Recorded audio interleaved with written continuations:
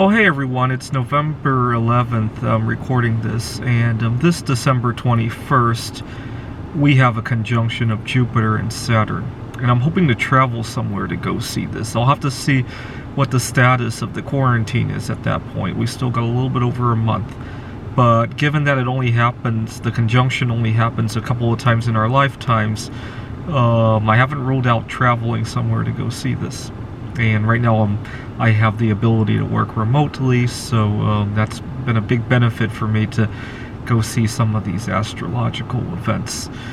The problem is that back in 2017, we had a solar eclipse, and as you guys saw, I went out to Portland to see it, and I was working at a tutoring center and also at a startup company at the time of the eclipse, and I had work at both of those places on that day, if I remember correctly. And I didn't tell the people there that I was hoping to see the solar eclipse when I was trying to get the day off.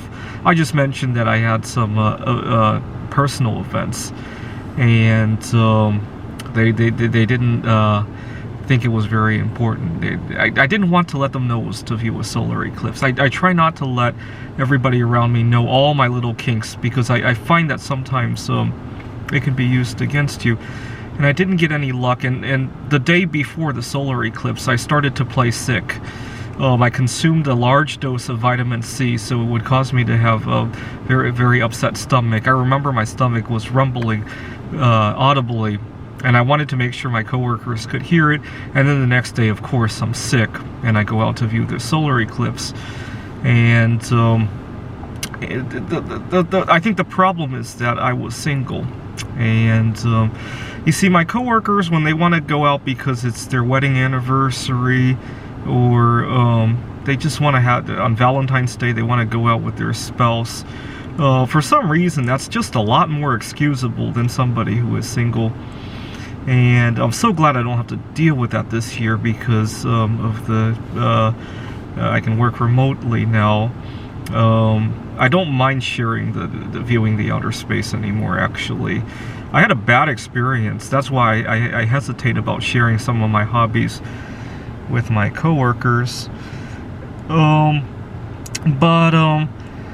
It just sometimes when you zoom out at the treatment we give different people just because of their relationship status, it doesn't even have to be marital status, right? Somebody going out with their girlfriend is just a little bit more acceptable than a single guy going out on Valentine's Day, right? It just is, right? I don't see any reason why it has to be. We're just kind of stuck there, right? It's kind of like almost a cult, right? I don't see why. Sometimes people just give a very different priority, right? Whether it be viewing the night sky, or even the same hobby. If it's practiced by a single person versus as a couple, they seem very different, right? So recently I took up bowling. Unfortunately, my score has plateaued. I'm still scoring in the 130s. And when I go to the bowling alley and I go alone, people just make it a point that I'm going alone, right?